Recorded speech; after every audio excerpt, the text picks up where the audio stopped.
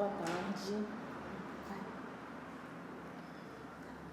Boa tarde. Boa tarde, essa mesa. É uma alegria estar aqui, ter participado da organização desse evento. Eu estava pensando, enquanto Madalena e Marina falavam, estou me sentindo aqui representando o Brasil no meio, um R no meio dos M's, no Chile, da Argentina, do México, da Colômbia. Esse sentido de primeiro encontro de antropologia e desenho em América Latina, isso tem uma força, né, uma potência muito grande, porque ao mesmo tempo que vemos muitas semelhanças, né, e temos muitas diferenças também. Então, eu optei por falar em português, apesar de estar há 3 dias falando meu portunhol, na tentativa de conexão, de entender o outro a partir do seu ponto de vista. Hoje eu vou falar em português por causa do tempo e também porque acho que a complexidade do que eu preciso falar fica melhor na minha própria língua. Então, obrigada a todos que estão presentes aqui, obrigada a todos que estão presentes online, obrigada a Madalena, Marina, Mercedes e Marisol. E a Alex, que está ali fora. Então, eu não começo nada sem falar de onde eu venho e o meu espaço de reflexão, de pensamento, do que eu trago agora é o NIDA, Grupo de Pesquisas Narrativas em Inovação, Design e Antropologia, que esse ano faz 10 anos, mas o trabalho do NIDA não começou há 10 anos, começou em 2008, especificamente, e desde que se formaliza em 2015, mas a gente vem ali do Maranhão, esse estado lá do norte do Brasil, um dos estados mais pobres do Brasil também, mas não de cultura, mas não de tradições. Né? Foi o 3º estado que mais recebeu pessoas escravizadas no Brasil. Está ali do lado da Amazônia, faz parte da Amazônia Legal. Então, a riqueza cultural, né, dos povos indígenas e das comunidades quilombolas que lá habitam é extremamente profunda. Né? E queria fazer uma ressalva, sei que tem pessoas de outros países assistindo, sobre a noção de quilombo, que no Brasil é regulamentado, né, a partir da Constituição de 1988, e quilombo, né, se refere a um espaço de resistência, que na época da escravidão representava um espaço de um lugar de proteção, de fuga da dominação senhoril, e que na atualidade, né, ressemantizado pela ideia de comunidade remanescente de quilombo, reforça a ligação étnica, identitária, territorial dessas comunidades que permanecem tanto no ambiente urbano quanto no ambiente rural, em seus espaços de luta e de permanência. Então, quilombo para a gente é uma palavra muito positiva. Vou falar um pouquinho de como chegamos até esses princípios e meios de ação e investigação. Né? Como eu disse, não chego aí sozinha. Todas aquelas pessoas que estavam naquela imagem e tantas outras que vieram antes fazem parte dessa construção teórica. Não vou me aprofundar, porque eu quero apresentar um caso específico, então é só para mostrar, né, dizer nossos princípios a partir do que a gente pensa, de como a gente pensa. Acreditamos em desenhos outros, acreditamos no paradigma biocêntrico, que coloca a vida no centro dos processos de design, de antropologia. A relacionalidade radical, para a gente não interessa que as pessoas com as quais pesquisamos participem do início ou do fim do processo, elas precisam participar de tudo. A atencionalidade, estar de corpo presente naquilo que se faz, ter atenção, estar aberto corporalmente para perceber o outro.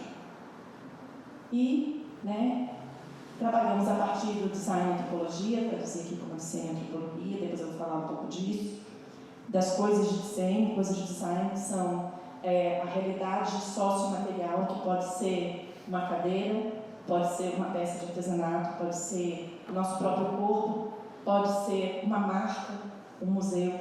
Tudo isso pode ser essa coisa do desenho, que é a realidade sociomaterial pela qual nós pensamos e fazemos coisas juntos. Trabalhamos a partir da observação participante, né, que vem da antropologia, uma tradição, e a partir do princípio de contra-colonialidade, que eu também vou falar mais à frente. Eu agradeço muito a Zoe que cortou meu caminho ontem, muitos e muitos slides.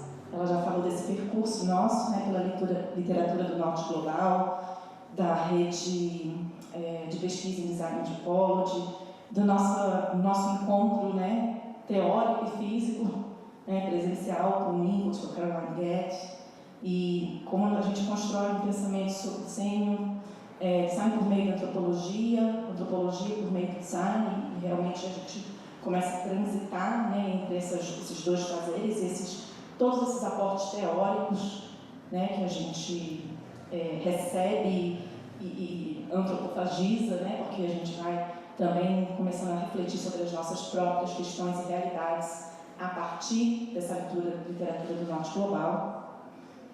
E aí eu trago uma frase do Ingold sobre o que é correspondência para ele, né?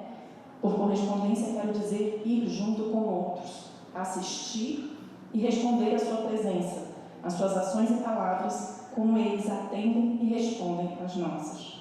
E essa posicionalidade no campo, né, com atenção de corpo e alma, que é um princípio fundamental para tudo que a gente faz no UNIDA, né, desde então. Começamos a produzir a nossa própria literatura em design e antropologia, porque ao operacionalizar, né, ao tentar entender aquilo que estava sendo produzido, nós começamos a produzir também, porque encontramos limites, né? Não é para a gente fazer a realidade caber na teoria, né? Mas a teoria ela serve para a gente, para ajudar a pensar a realidade, e não é uma caixa na qual a realidade precisa se encaixar. Então a gente via que existiam coisas na nossa realidade, situações que transbordavam, né, essa literatura que a gente estava acionando. Então a gente começa a produzir e a pensar o que nós estávamos fazendo, né, eu no Maranhão, Zoe no Rio, Cris Barra em Pernambuco e tantas outras pessoas que publicam com a gente, né, a partir das nossas chamadas. E aí esses dois últimos livros, né, O Lado do Lada e o do NIDA, né, que a gente sistematiza mais recentemente a nossa produção. E aí eu comecei a ir para campo movida por essas correspondências, né? Isso aconteceu desde 2014, 15, em 18 foi quando nós fomos para Aberdeen, e essas práticas de correspondência nos mobilizaram, né? E comecei a perceber no campo todos os princípios dessas correspondências, né? E aí eu vejo a Canuta provando o barro de uma comunidade que ela não conhecia. Todas essas fotos que vão aparecer agora são de projetos de pesquisa, né? E esse projeto de pesquisa que estava nesse momento era um projeto em que a gente levava grupos de artesãos para conversar com outros grupos de artesãos que não se conheciam, mas que trabalhavam com os mesmos materiais. Era o que a gente estava chamando de ciranda, né? Uma ronda de saberes. E ela estava conhecendo o barro da outra, né, das outras artesãs. Então ela estava provando, né, a partir da sua experiência, para ela antecipar que tipo de material ela teria que se relacionar, se ela teria que botar mais água, mais areia. E quando ela provou, eu perguntei, Canuta, por que você está provando? Eu preciso saber se é salgado. Que se ele for salgado, eu tenho que botar areia, porque senão ele vai rachar quando for para o forno. Então é um conhecimento que é totalmente antecipado pela experiência e corporificado, né, a partir do tato, a partir do manuseio desse barro, que não é só manual, é totalmente corporal, como vocês vão ver adiante. Aqui o Zimar, um artesão que trabalha com máscaras, né, que se chamam caretas, lá no Maranhão, do Bumba Meu Boi, uma manifestação cultural. E ele teve um AVC, um acidente vascular, e Zimar começou a fazer máscaras de capacete de moto que ele buscava no lixo. E uma profunda relação de manuseio desses materiais que ele vai coletando como um bricolé. Esses tijolos aí, com essas coisas na casa dele, é o que ele vai coletando nos lixões e vai se relacionando com o fogo, com o plástico, criando, né, esse imaginário de máscaras que ele depois foi me mostrar que ele procura no mofo da parede da casa dele e nos sonhos dele a inspiração para montar essas máscaras, as caretas. Então, aprendemos sobre os conhecimentos localizados, aí foi com o povo Camela, em Viana, no Maranhão, uma comunidade que desapareceu do mapa a partir de 1950, mas existiu de fato, eles foram sendo diluídos pela miscigenação e as disputas territoriais. Em determinado momento, nos convidaram para tentar sistematizar de novo a própria identidade. Um processo de autorreconhecimento que era exigido pelo Estado para que eles pudessem ter a posse novamente do território. Então, todos esses processos, e aqui eles entraram na ciranda de saberes com outros espaços, com outros lugares. E aí não sabiam mais a própria pintura corporal, e aí começamos a pensar que pintura corporal seria essa. Então, um processo de reinvenção da própria tradição, a partir do desenho do próprio território, de entender até onde vai, quais são os mitos, como se constitui essa paisagem, até onde vai o rio, até onde tinha um rio que não tem mais. E como a gente vai dando materialidade, visualidade a essas disputas identitárias, territoriais. E dentro dessa ciranda, a gente levou essas mulheres lá de Viana, com as artesãs de outra comunidade, São Raimundo, e como elas começaram a ver as diferenças do trançado da sua cestaria.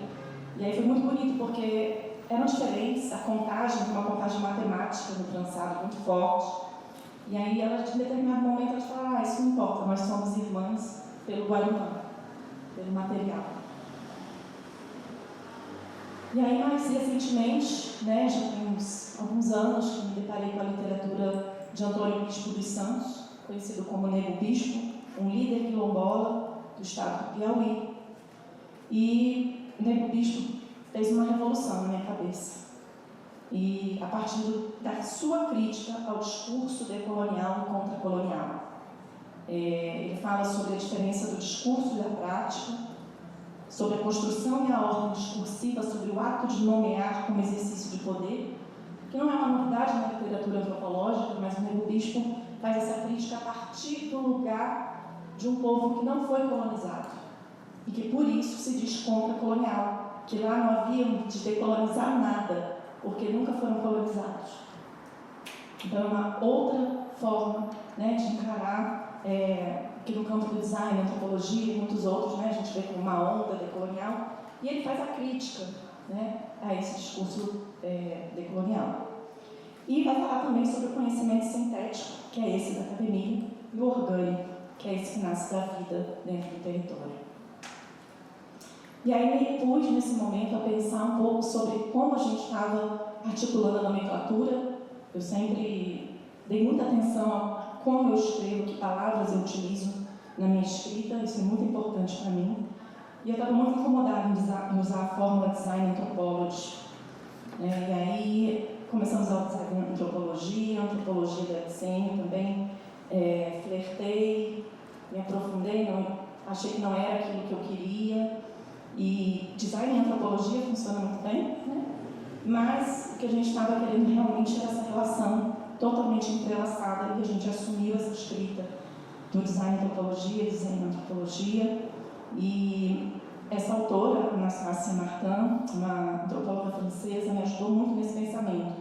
Nós publicamos isso, Luiz Lagarzídio, Luísa Farias e eu, no artigo de 2020, e a gente diz assim, Martin narra em sua vida afastada da civilização oriental, que para se viver na floresta é imperativo que acha fluidez nos papéis desempenhados por cada um. É fundamental o deslocamento e alternância nesse percurso entre mundos, com espacialidades e temporalidades diversas. É uma das formas que nós encontramos de vivenciar design e antropologia, nessas bordas do inconsciente colonial capitalista. E, resumindo a história, eu botei a capa do livro em espanhol, ela foi mordida por um urso durante sua pesquisa de campo, ele mordeu seu rosto, e ela disse que ela viu a boca do urso de dentro. Isso para mim é uma metáfora radical do encontro com o outro, que é um outro muito diferente do universo ocidental, né? O universo do selvagem, o universo daquele que não foi colonizado. E isso mudou, né, muito a nossa forma de pensar o design e a antropologia juntos, imbricados, e não um bebendo do outro, mas uma forma aprofundada de vivenciar, né, uma perspectiva também antidisciplinar, né, da prática do design e antropologia. Comecei a pensar então sobre ética, né, a ética que eu aprendi em campo, né, e está relatada nesse texto, Ethics of the Possible, aprendendo design e antropologia no campo. E eu trago alguns princípios, né, que eu vou relatando, vou trazendo situações, né, como cenas. Eu começo com a cena 1, cena 2, cena 3, e vou aí diversas cenas em que eu vou marcando situações, né, de opressão, de submissão colonial, sobre esses saberes e como a gente pode ir aprendendo nessas frestas, a partir desse conhecimento orgânico, né, a superá-las. E é um grande aprendizado para nós que estamos na academia, e temos a construção do nosso conhecimento a partir do Ocidente, aprender novas éticas, que não é a ética do formulário, não é a ética de plataforma, é a ética do olho no olho, do sentar no chão para fazer, né, e de construir um conhecimento híbrido a partir daí. Então, reciprocidade, solidariedade, responsabilidade, temporalidade, esses são os eixos, né, principais dessa ética. E é essa ética que se aprende assim, né, sentando, conversando, negociando, de preferência em roda. Não é à toa que a primeira foto do Nida a gente estava em roda, e não é à toa que essa foto está em roda, porque é assim que se conhece, né, é assim que se constrói o conhecimento que o David Bishop chama de conhecimento circular, começo, meio e começo. A literatura feminista latino-americana me inspira profundamente nessa reflexão teórica, né? E essas são mulheres com quem eu tenho caminhado. Não tem nenhuma designer ali, não é de propósito, né? Estou cada vez mais... A minha formação, não falei no início, eu sou designer de graduação e mestre doutor em ciências sociais, então eu pratico design, eu sou professora no campo do design, não sou professora no campo da antropologia, mas a antropologia ela permeia, né, tudo que a gente faz, o nosso pensamento. Eu vou me encaminhando para o fim, vou mostrar a partir desse texto também que eu publiquei ano passado, né, decolorizando coisas, recriando mundos. E aqui eu vou acionar o pensamento da Lélia Gonzalez, antropóloga, filósofa e militante brasileira, né? E a Lélia Gonzalez ela vai nos falar sobre a memória, né? A memória e a consciência. E ela vai nos dizer que a memória ela surge no lapso da consciência. A memória surge na fresta, naquilo que não é dito, naquilo que transcende. E a partir daí eu vou narrar uma pequena história que vai durar esses 2 minutinhos que me faltam. E eu vou apresentar para vocês o quilombo de Itamatatiwa. Itamatatiwa quer dizer pedra, peixe, rio. E cheguei em Itamatatiwa em 2009, faz um tempo. E lá permaneci, até hoje permaneço. Essas mulheres, né, aqui vou nomear a Neide, a Canuta, a Heloísa, a Dona Maria. É uma terra de preto. Terra de preto porque foi um lugar de resistência criado por negros que se aquilombaram, né, fugindo do poder senhorial. E lá foram casando, como elas dizem, está no meu documentário sobre Itamatatiwa, e assim foram construindo casa, casando, e ali estão até hoje. Eles têm diversas danças, eles têm diversas manifestações culturais, esse aqui é o tambor de crioula, e eles celebram Santa Teresa d'Ávila. Lá também é terra de santo. Santa Teresa d'Ávila é a padroeira do lugar, na verdade ela é a dona do lugar. E eles prestam, né, a sua devoção, cuidado e a obediência a Santa Teresa d'Ávila. Então aí tem umas fotos que mostram o trabalho com barro, eles são ceramistas, a dicotomia da chegada da geladeira e do pote de barro, que cai em desuso pela chegada da água encanada. Mas elas continuam fazendo potes. O pote transcende a sua função de armazenamento de água e continua até hoje. mulheres sexagenárias sentadas com as pernas abertas, moldando barro, acocoradas, com a coluna dobrada. Elas moldam o barro, mas o barro também moldou seus próprios corpos.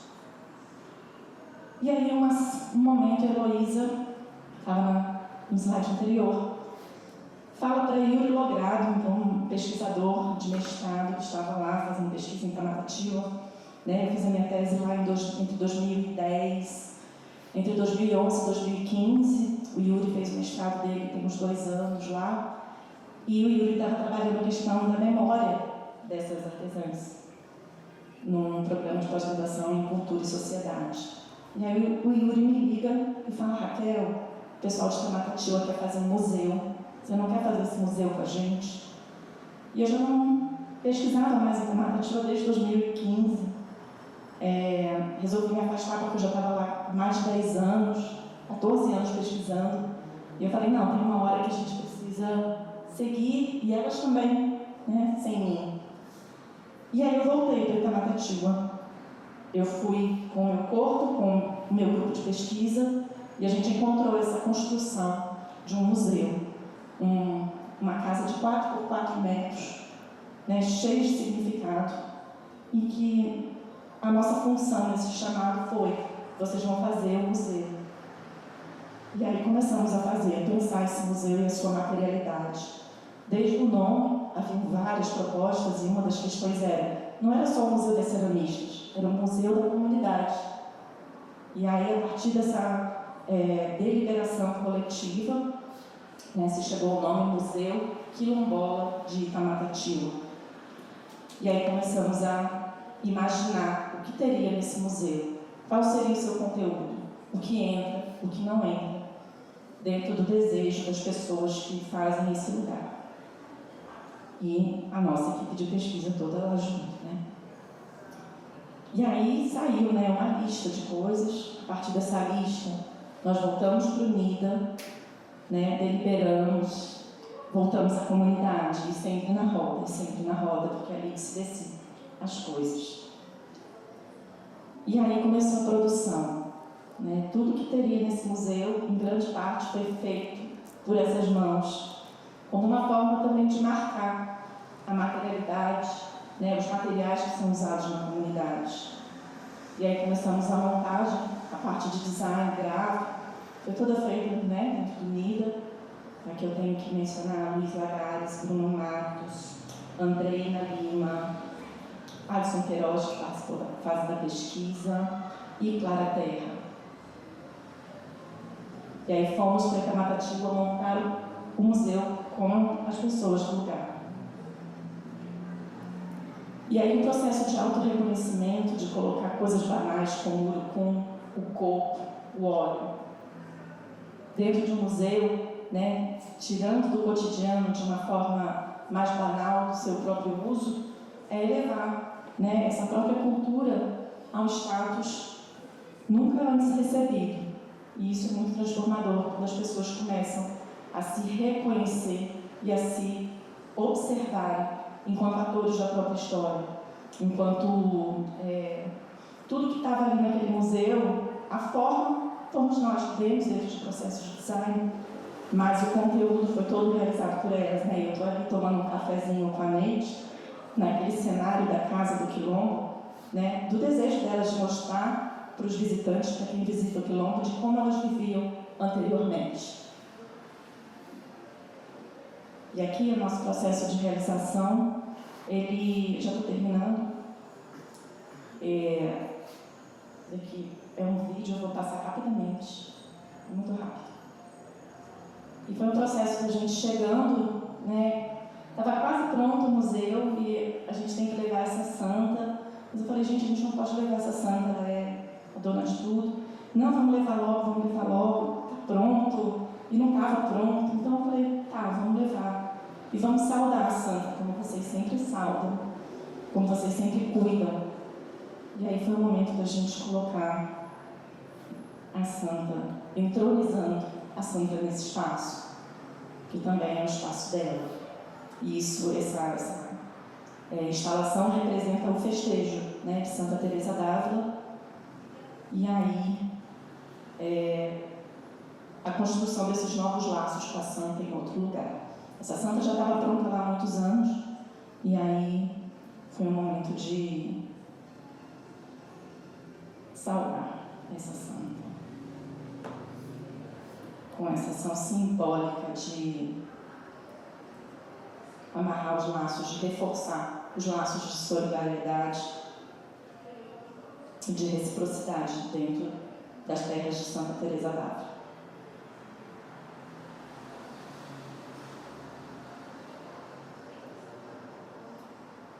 E aí foi o dia da inauguração, infelizmente eu não estava lá. Fiquei triste porque eu não estava, eu estava no Rio de Janeiro antes de vir para cá. Mas meu coração estava muito em paz, eu falei, não preciso estar lá. Né? As coisas, a gente precisa se descolar daquilo que a gente faz, porque não é meu, né? É delas. E aí a gente consegue ver o poder, né, da autonomia de uma comunidade que se move a construir sua própria memória. E aqui é uma mesa cheia de políticos, cheia de pessoas que chegam depois, mas que faz parte do jogo. Né? Quando elas chegam e esses políticos, o vice-governador estava lá, né? E elas se apropriam desse momento para reivindicar, para agir politicamente. Né? Então, isso para mim é autonomia, e é isso que eu aprendo em campo. Muito obrigada.